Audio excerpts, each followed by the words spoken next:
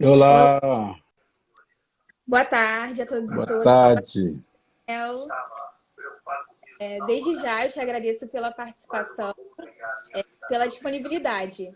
E aí, para começar, eu vou fazer algumas considerações. Daniel Munduruku é escritor do povo Munduruku, é graduado em Filosofia, Psicologia e História, cursou mestrado em Antropologia Social e doutorado em Educação pela Universidade de São Paulo. É pós-doutor em Linguística, com ênfase na literatura indígena. É autor de 53 obras, a maior parte delas é classificada como literatura infanto-juvenil. É diretor-presidente do Instituto UCA, Casa dos Saberes Ancestrais.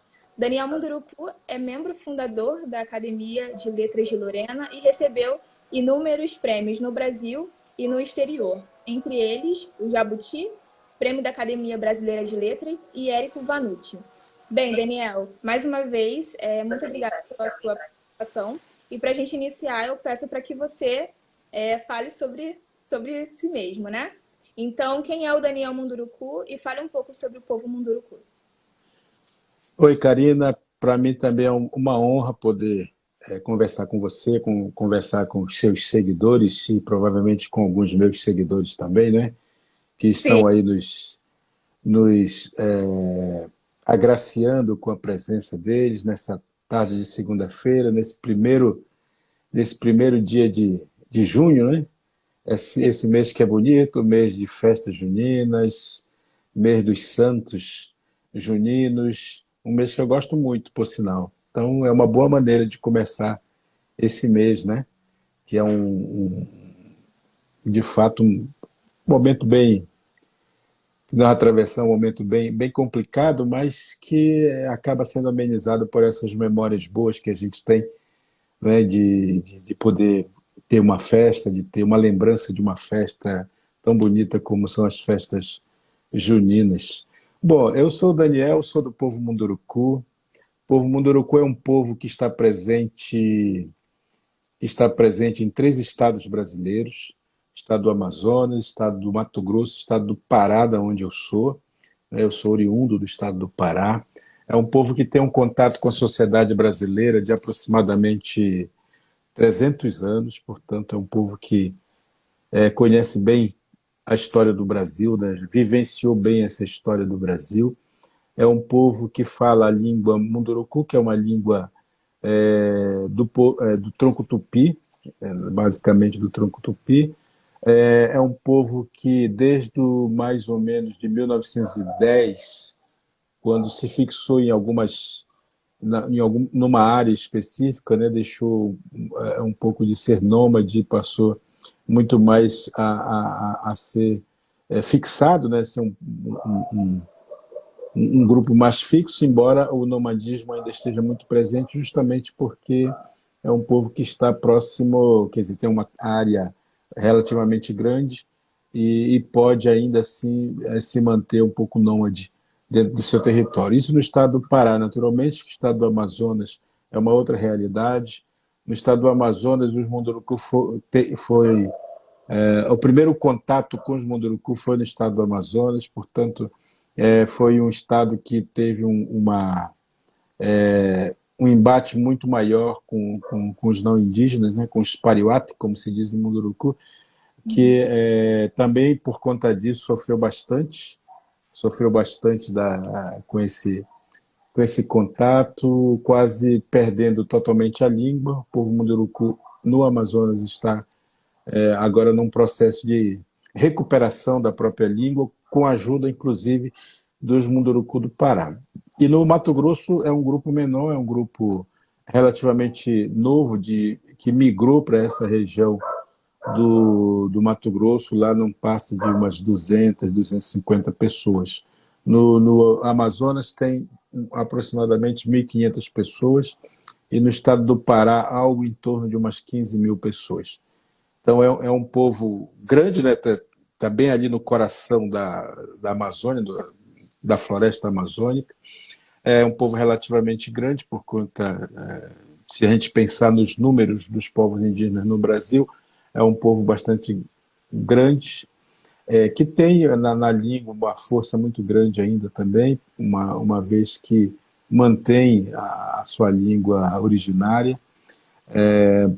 60, 70% da população munduruku é falante dessa língua, e outros 30%, digamos, sejam bilíngues, falam português e munduruku, alguns poucos falam somente português, já não falam mais a língua tradicional, por conta mesmo desse processo de contato e muitas vezes tendo que mudar para as cidades, como foi o meu caso, inclusive, né? Que tive que vir para a cidade e tive todo um outro processo de formação e que é um povo guerreiro, de tradição guerreira, tanto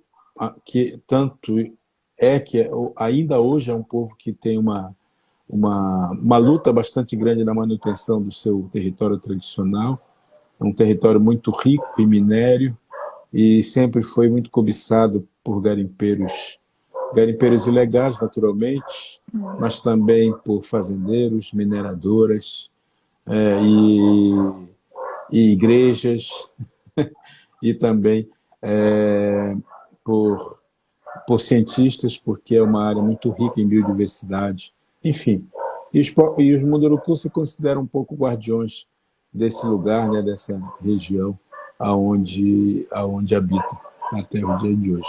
E foi dentro desse povo que eu nasci, cresci, tive minha primeira infância no meio desse povo, mas depois, por conta das políticas do Estado brasileiro, que na época em que eu nasci eu nasci em 64, portanto, bem no momento do golpe militar, e os militares, como política de governo, política de Estado do Brasil, brasileiro, era de fazer com que os indígenas fossem integrados à sociedade.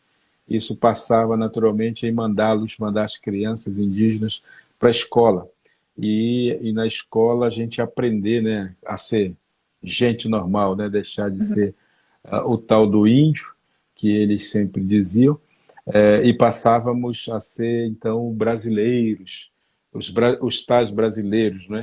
E nos anos 70 foi nesse período que eu fui para a escola, os anos 70 eles foram especialmente terríveis para os povos indígenas, justamente porque era uma época mais pesada, né, do regime militar, foi uma época mais pesada do regime militar, e nós, crianças, não tínhamos outra opção a não ser ir para a escola, aprender as coisas dos homens brancos, dos pariuat, né? E com isso, com esse conhecimento, se acreditava que nós deixaríamos de ser indígenas, no caso de ser munduruku, e passaríamos a ser brasileiros. Então, dentro desse povo, eu cresci até uma certa fase da vida, claro, entre idas e vindas da escola, já tendo que ir para a cidade, estudar na cidade, porque uma das, digamos, da dinâmica dos militares era justamente nos tornar alunos internos em escolas, sobretudo escolas religiosas, em contexto urbano, né? E a gente era obrigado a ficar o tempo inteiro na escola, na cidade, ou pelo menos o período das aulas, e nas férias, eventualmente, nós podíamos ir, se tivéssemos condições para isso, podíamos voltar para a comunidade. De modo que eu, até meus 15 anos, eu fiquei um pouco nessa ida e vinda entre cidade e aldeia. E é claro, chegou um momento que eu precisava escolher se eu devia ficar na aldeia ou se devia ficar na cidade, né? E como eu estava muito mais propenso a estar na cidade, eu acabei optando por continuar os estudos, uma vez que eu era muito curioso, né? Tinha uma veia já de curiosidade muito latente, acabei optando por continuar os estudos, né? E isso quebrou, de uma certa forma, a minha, o meu processo de formação dentro da cultura munduruku. Mas, aos 15 anos, na verdade, entre os munduruku, a gente já é um adulto. Então, já teria aprendido a base de toda a cultura, né? E isso é o que está em mim hoje, apesar de eu ser uma pessoa urbana, né? Apesar de eu estar na cidade, vivendo na cidade e trabalhando, atuando dentro do contexto urbano. Esse cara sou eu. Bem, Daniel, um questionamento muito frequente é se de fato nós fazemos literatura. E um questionamento frequente é em relação que ao escrever essas tradições seria como quebrar a lógica da oralidade. No entanto, a literatura indígena ela não se restringe ao escrito, ao livro impresso, né? A literatura indígena ela está relacionada à ideia de cultura e a cultura ela abrange todas as manifestações de um povo. E aí eu quero te perguntar, o que é a literatura indígena? Ó, primeiro que essa coisa de quebrar a oralidade quando a gente escreve é uma bobagem. Uma bobagem porque a primeira oralidade é muito mais poderosa do que a escrita. Né? É possível que, se um dia se queimarem todos os livros do mundo, nós vamos continuar falando. Né? Quer dizer, se um dia se destruírem todas as bibliotecas e todo o conhecimento escrito, ainda assim nós teremos na voz, na palavra, um instrumento de comunicação, digamos, essencial, preferencial. Né? As tradições de cultura, as culturas, né, que são tradicionais no sentido do termo, no sentido da manutenção da cultura, sabem que a cultura não é parada no tempo, né? A cultura está sempre em movimento, é dinâmica, e a oralidade é uma das responsáveis pela movimentação da cultura. Né? Quem faz a cultura mudar não é simplesmente as tecnologias que se aprende, mas é, sobretudo, as ciências que se transmitem através da palavra, né? Através da observação, através da experimentação das coisas que a gente aprende. Né? Então, isso tudo é passado por conta da oralidade, claro. Só que a oralidade usa outros instrumentos também. A oralidade usa o sonho, né? A oralidade usa a dança, a oralidade usa as cantigas, né? Usa o grafismo. E a oralidade usa a literatura. A oralidade usa o cinema, a oralidade usa. Então, não é a literatura que acaba com a oralidade, é a oralidade que dá elementos para que a cultura escrita ela possa se desenvolver.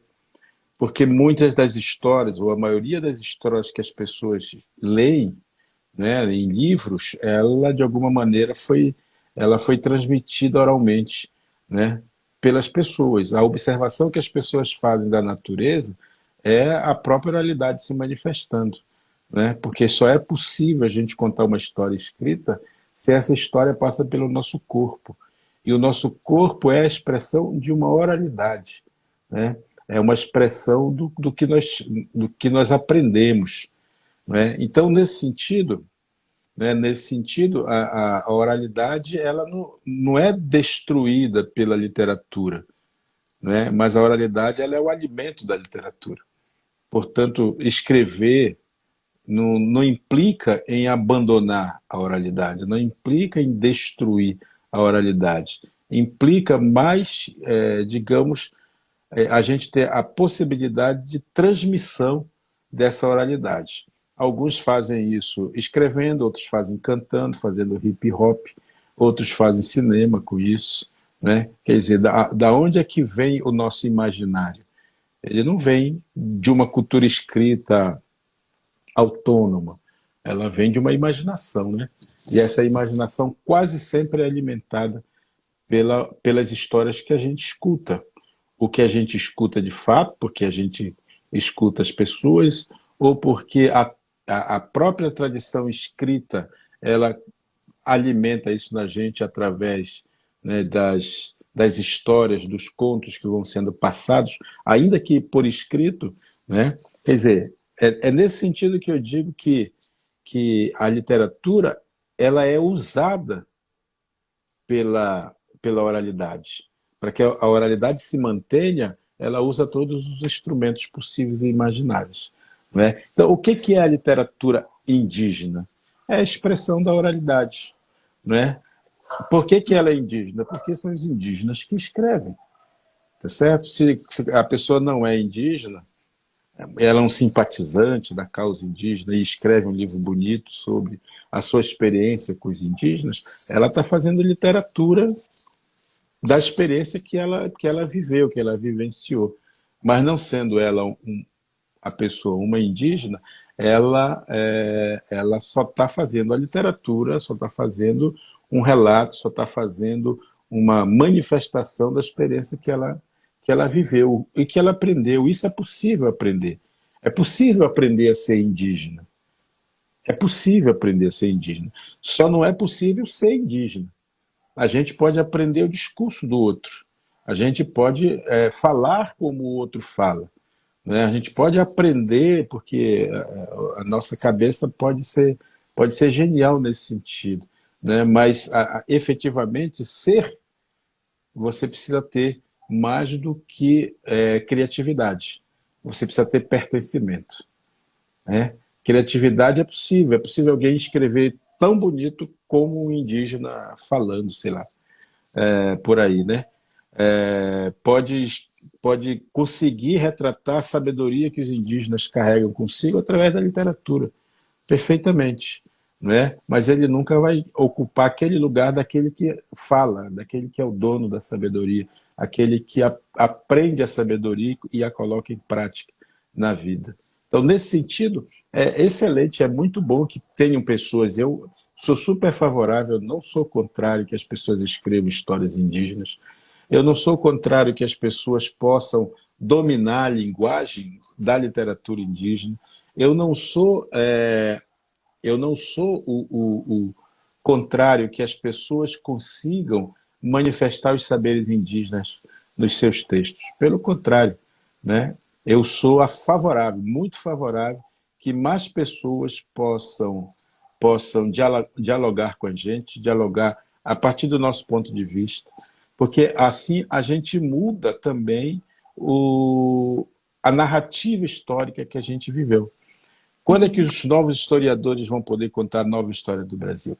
Quando eles forem, digamos, donos no sentido não capitalista, naturalmente, mas quando eles tiverem a capacidade de pensar com a cabeça do outro, né? E não só pensar de acordo com o que o colonizador colocou na cabeça dele. Então é importante que as pessoas comecem a aprender o jeito indígena de se comunicar, de contar histórias, porque assim a narrativa que se vai contar da história do Brasil vai mudando. E aí, é claro, eu acho que não cabe somente a nós indígenas fazermos isso. Cabe a todo brasileiro que se sabe parte desse lugar chamado Brasil, cabe a todo historiador que aprendeu essa história do Brasil, que a vivenciou, cabe a ele fazer essas mudanças, essas alterações. O Brasil é um lugar de todos e a gente tem mais do que nunca lutar para que todos possam ter vida plena nessa terra. Agora, uma pergunta que eu sempre ouvi é que alguns acham que não há necessidade de nomear literatura indígena, e sim só literatura. E aí eu acredito, Daniel, que há sim a necessidade de ser literatura indígena, porque, dentre várias questões, é também uma maneira de demarcação de território. O que você pensa em relação a isso? Não, eu acho exatamente isso. Eu acho que a literatura que eu faço é literatura, obviamente. E não fui eu que disse isso, né? As pessoas dizem, você escreve bem, né? É literatura. E alguns amigos também sempre me questionaram com relação a isso. Por que você chama de literatura indígena se a sua literatura é literatura brasileira? Né? Se a sua literatura já é uma literatura que se pode chamar de literatura brasileira. E eu falo justamente nesse sentido da demarcação de território, né? A necessidade que se tem de colocar nomes digamos, a essa escola literária, né? Porque o Pariuat, o não indígena, adora dar nome para as coisas. Não fomos nós que chamamos de literatura indígena. Eu nunca chamei a minha literatura de indígena. Quer dizer, passei a chamar depois. Mas eu nunca estive preocupado em achar que a literatura que eu fazia, ela precisava ser denominada de um jeito, ou colocada dentro de uma escola literária e tudo mais, né? Isso aí quem fez, que começou a fazer, foi a própria academia, que, aliás, demorou muito tempo por admitir que havia uma literatura escrita por indígenas, né? Uma literatura que os indígenas eram capazes de escrever tão bem, tão bem como eles escrevem, né? Quer dizer, essa ideia de denominar, de dar nome, de colocar dentro de uma escola, dentro de um conceito e tudo mais, não é um problema nosso, não é um problema meu.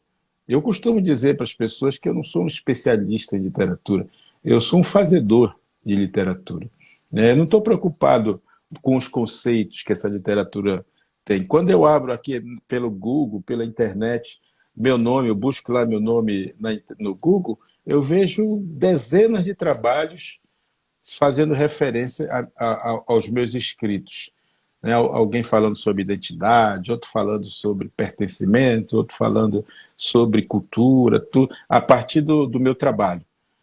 Eu acho ótimo, não acho ruim, não. Que bom, que está servindo para alguma coisa, né? Agora, eu não tenho nenhuma intenção de, com isso, primeiro, ser o melhor de todos. Segundo, não tenho a intenção nenhuma de querer me tornar uma referência teórica para ninguém. É fato que eu passei por todos os caminhos da formação universitária, né? Talvez eu tenha chegado a um grau que, infelizmente, bem poucos brasileiros chegaram em termos de formação intelectual. Agora, é claro, isso me dá um referencial, isso faz com que eu seja algum referencial para as pessoas, por vários motivos, porque aí eu posso trafegar, digamos, em muitos lugares diferentes. Eu escrevo para criança, mas daqui a pouquinho eu estou falando numa academia, professor universitário, né? Estou lá em Paris dando uma aula para estudantes lá, ou estou na Itália fazendo a coisa parecida. Isso não é só porque eu sou um escritor, certamente. Tem a ver com o fato de eu ter uma formação também que me permite pensar de uma maneira mais objetiva, mais clara, naquilo que acontece no mundo, né? No nosso mundo, no mundo indígena ou no mundo não indígena. E aí as pessoas querem debater comigo um pouco essas coisas. Então, por que eu falo muito, né? Mas para resumir um pouco a sua pergunta, eu diria assim, por que a nossa literatura tem que ser indígena? Porque ela é demarcadora de um território. Nós escrevemos a partir de um pertencimento, a partir de um lugar. Dizer que a minha literatura é apenas uma literatura brasileira é me colocar, e com todo respeito, eu não estou dizendo isso com nenhum pouco de vaidade, mas é me colocar no mesmo nível daqueles que escreveram uma literatura que foi, inclusive, perniciosa para os indígenas. Por exemplo, eu gosto muito da literatura do José de Alencar, mas eu não quero aparecer meu nome junto com José de Alencar, sabe? Porque eu acho que o que o José de Alencar fez foi muito legal para a época dele, foi muito interessante, mas para as gerações que vieram depois, ela foi muito nociva. Ela foi muito nociva porque ela acabou trazendo uma visão estereotipada, foi alimentando ainda mais a visão estereotipada, foi alimentando cada vez mais uma visão romântica, romantizada dos indígenas e tudo mais. Quer dizer, isso teve um objetivo, né? Foi uma literatura que foi feita assim para romantizar um pouco as populações indígenas. O jeito que eu escrevo tem a ver mais no sentido de arrancar um pouco das pessoas esse romantismo. Não arrancar o romantismo porque os indígenas não mereçam ter essa visão, mas sobretudo porque eu imagino a literatura como, a minha literatura, o que eu faço, o que eu escrevo, como uma forma de militância, né, de lutar justamente contra esses estereótipos, contra essa visão equivocada que foi sendo trazida para o Brasil ao longo da sua história. Então, eu quero fazer essa diferenciação, eu acho importante fazer essa diferenciação. Eu acho importante, os negros fazem sua literatura e tem toda uma denominação para ela, né? Eles gostam muito de dizer, a partir do seu lugar de fala, uma outra palavra que eu acho meio estranha, né? Uma outra denominação que eu acho meio esquisita, tem um lugar de fala. Então, tudo isso me dá a impressão, sim, que é importante demarcar território, né? Não só a demarcação da terra, e é importante que ela seja demarcada, aliás, fundamental, mas nós temos também que demarcar isso simbolicamente. E a literatura é um espaço de demarcação simbólico. Agora, Daniel, as populações indígenas elas só tiveram visibilidade a partir dos anos 70, né? E reconhecidamente em 1988. E aí, nos anos 70, a juventude indígena começou a se perceber dentro de uma sociedade maior e usou o termo índio como uma forma de luta também. E até hoje, se essas lideranças usam esse termo, é nesse sentido da luta. Agora, se a sociedade brasileira usa, é no sentido do apelido, é no sentido do estereótipo, né? E aí, a partir do poder das palavras, que você discute nos seus livros, e aí eu aponto aqui especialmente para o Mundurucando 2, para o seu livro Mundurucando 2, por que indígena e não índio? É porque a palavra índio é uma palavra vazia. É uma invenção, né? A palavra índio ela não significa absolutamente nada. Efetivamente, é só pegar o dicionário e a gente vai descobrir que índio é um elemento químico número 49 na tabela periódica. Ponto final. Aí depois, nada mais além disso. Um outro significado que vai aparecer sobre índio é relativo aos primeiros habitantes do Brasil, o que não define absolutamente nada. Agora, se a gente vai no mesmo dicionário e busca a palavra indígena, nós vamos descobrir que indígena quer dizer originário. É aquele que tem origem, que é diferente do nativo. Quando as pessoas falam da literatura brasileira, quando falam da literatura, que a literatura indígena era legal poder ser chamado de literatura nativa, inclusive isso é defendido por alguns parentes indígenas, devia ser chamado de literatura nativa. Eu queria lembrar que a palavra nativa, o nativo é aquele que nasce em algum lugar. Então, eu sou nascido no Pará, eu sou nativo do Pará, né? Alguém é nascido no Rio de Janeiro, né? É carioca, é nativo daí, né? Mas ele não é indígena. Não é indígena, ele é nativo. O indígena é originário, né? Originário significa dizer que ele vem de um povo ancestral, tem uma ancestralidade. Então, tem muita gente que acha que índio e indígena são sinônimos. Não são. Isso é muito importante lembrar para as pessoas. Não é sinônimo. É uma coincidência linguística, né? Porque dá a impressão que o cara é índio, então ele é indígena, então a política é indígena, porque é política para índio, é política indígena. Não, não é isso. Não existe essa correlação entre essas palavras. Isso foi só uma coincidência linguística que foi sendo assumida pela literatura inclusive acadêmica, não é? E que acabou atrapalhando as pessoas. Quando a gente chama alguém de índio, nós não estamos falando quem essa pessoa é. Nós estamos dizendo o que a gente acha que essa pessoa é.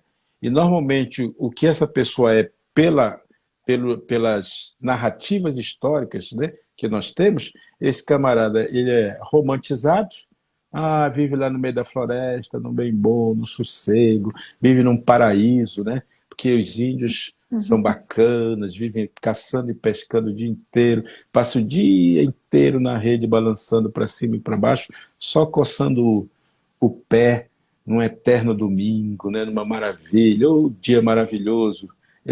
E até cantam, né, se Deus quiser, um dia eu quero ser índio, andar pelado no meio da taba num eterno domingo, feito bicho preguiça. Isso tudo que está muito no imaginário das Uhum. pessoas não diz quem nós somos, diz o que as pessoas imaginam que nós somos, porque foi isso que elas aprenderam, é o romântico. Mas, ao mesmo tempo, né, esse romantismo ele é suplantado, às vezes, por umas ideias mais ideologizadas, porque a palavra índio também quase sempre está ligada a aspectos negativos, a uma negativação que a gente faz do outro. Né? Então, o índio é preguiçoso, o índio é selvagem, o índio tem muita terra e não sabe o que fazer com ela, o índio ele é violento, etc, etc. Aí vem todas essas esses impropérios, né, que se diz que se dizem com relação aos indígenas. Então, essa visão estereotipada está muito ligada ao termo índio, que é um termo vazio, mas Uhum. funciona como um apelido, eu tenho dito. Né? E o apelido ele nunca é para elogiar as pessoas. Não existem apelidos positivos. Apelidos mesmo, tal como nós entendemos, né? É sempre um apelido que nega alguma coisa.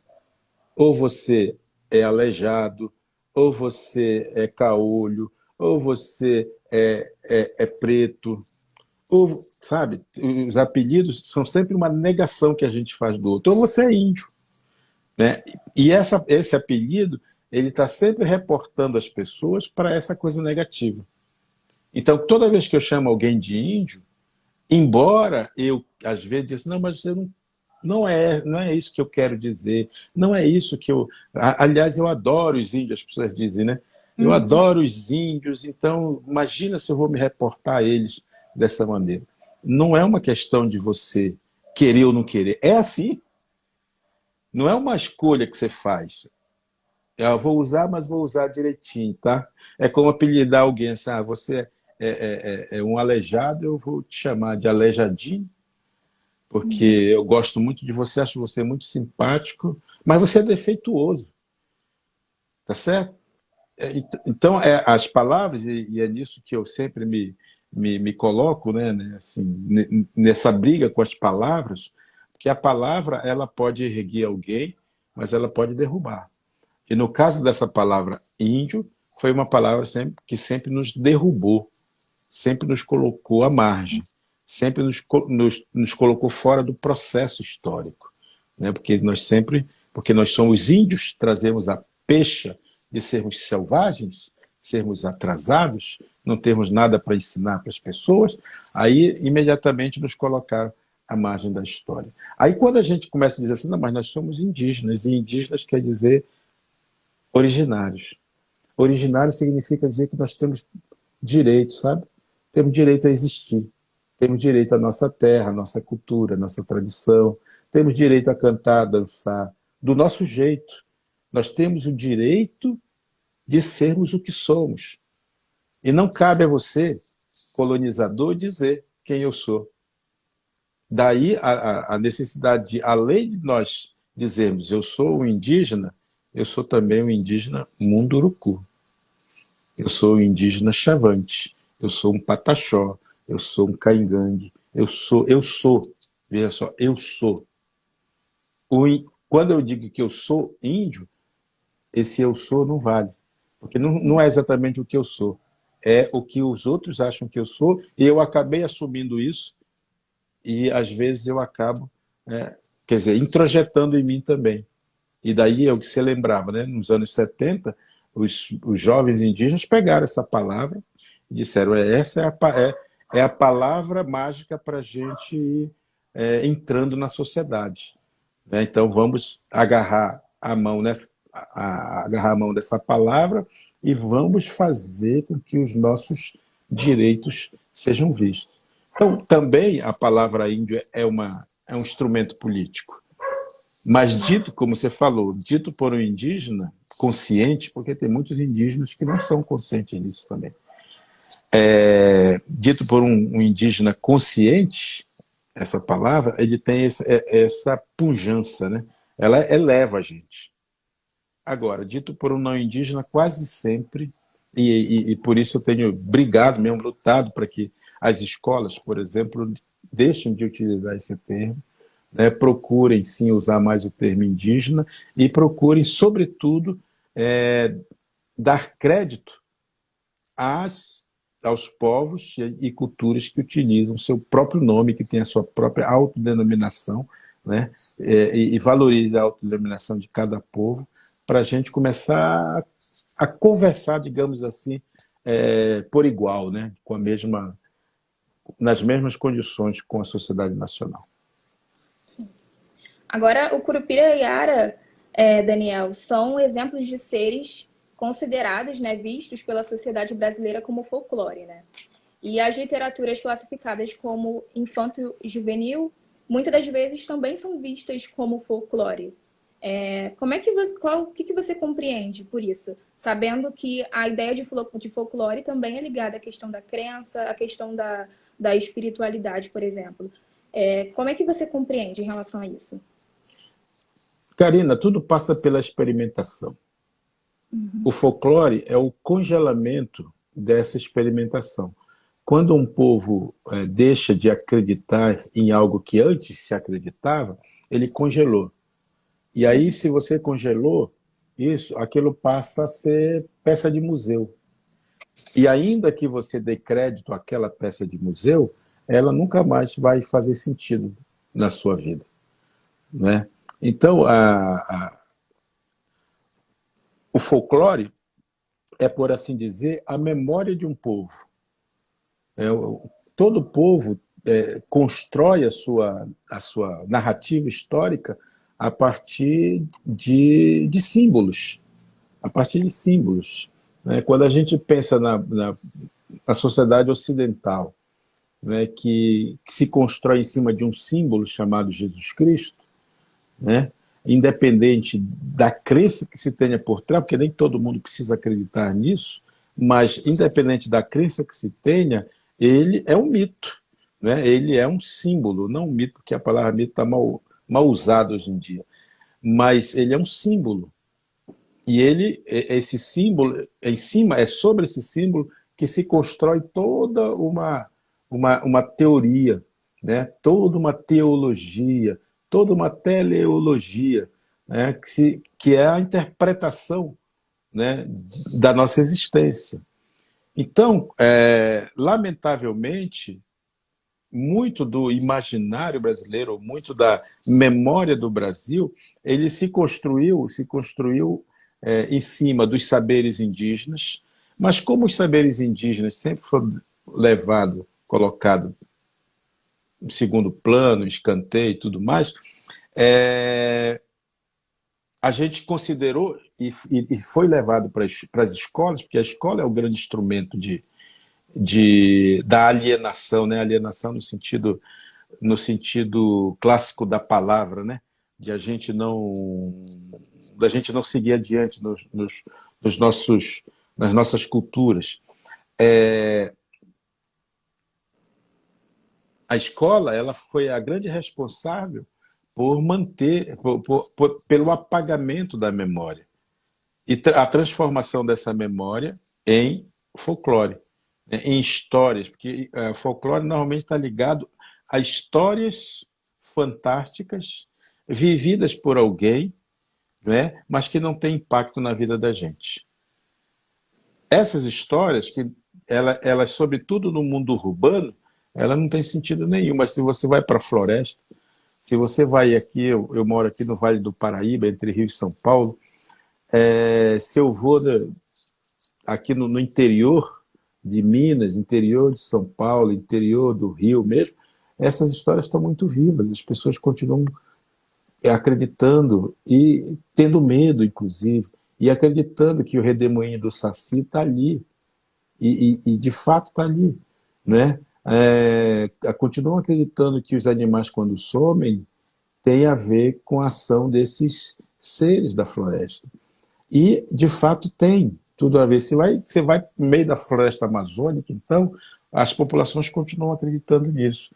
Pode ser que um dia, vai acontecer provavelmente, que as nossas próprias populações indígenas acabem folclorizando algumas outras histórias por conta da influência do pensamento ocidental, do pensamento religioso ocidental, que é um pensamento que vem com toda a força, né? Ela vem abafando as outras crenças. E grande parte da folclorização das nossas histórias passam pela ação das igrejas, da Igreja Católica, das igrejas evangélicas, né? Que elas amalgamam as nossas histórias, as nossas memórias, e fazem com que essas histórias virem coisas do demônio, coisas do mal, né? E comecem a fazer as pessoas sentirem medos disso e sentirem medos de ser quem são, né? E de conviver uns com os outros, como é possível conviver uns com os outros nós, mas conviver com os que não estão na mesma vibe da gente, né? Nesse mesmo lugar do vivo. Ele pode estar num outro espaço, numa outra dinâmica de mundo, de universo, e muitas vezes as pessoas não se dão conta disso, né? Porque tiraram o curupira da nossa cabeça e colocaram os fantasmas, né? Colocaram os santos, colocaram o pecado, colocaram um monte de coisa. Aí a gente acabou se apegando em outras coisas, a gente se apega nesses outros ensinamentos que nos dão. Então, o folclore está aí, ele existe, ele é importante, né?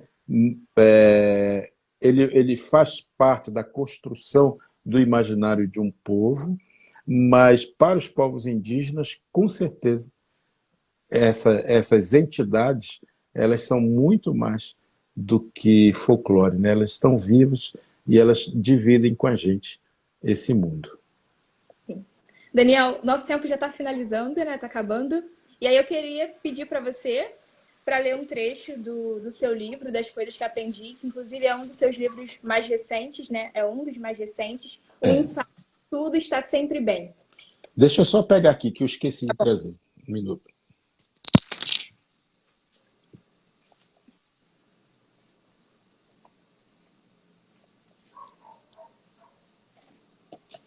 Gente, para quem está perguntando onde encontrar autores e as obras, eu indico alguns perfis, como Leia Mulheres Indígenas, Leia Autores Indígenas, conheça também a Livraria Maracá, que é uma livraria online especializada em literatura indígena. Inclusive lá vocês conseguem encontrar esses títulos desses livros que eu mostrei, Das Coisas que Aprendi, e Mundurucando 2, e vários outros títulos também de literatura indígena. Além disso, tem o perfil da Júlia do Rico e de outros autores indígenas. Então, conheçam também o canal do Daniel Munduruku no YouTube, que é Daniel Munduruku. Agora vai lá, Daniel. Tá, e só lembrando que eu estou lançando esse livro aqui, O Olho Bom do Menino, que é um livro que está indo para as pessoas que o adquirirem com o meu autógrafo, com um marcador de livro e com um cartaz, um pôster de uma das ilustrações desse livro. Na Livraria Maracá estão as informações para quem quiser. Inclusive, bem, né? O Daniel, Oi? até o dia 5, SOS. Isso. Até o dia 5, esse livro, toda a renda dele vai estar revertida para a campanha SOS Povos Indígenas do Amazonas. Tá bom? Então, você compra, ganha todos esses mimos e ainda colabora com a moçada lá do Amazonas. Tem um trabalho lindo do Maurício Negro também, né? As ilustrações. Exatamente. E o post é exatamente do Maurício. E muito lindo. É um livro realmente maravilhoso. As ilustrações. Mas o texto também não é ruim, não. Bom, eu vou ler aqui a pedido da Karine, então, essa pequena crônica. Esse livro eu escrevi justamente das coisas que aprendi, alguns ensaios filosóficos, digamos. Mas não filosóficos no sentido clássico do termo, filosofia grega, essa coisa do pensamento. Mas a filosofia como o bem viver, né? Como modo de a gente operar o mundo a partir de uma outra perspectiva.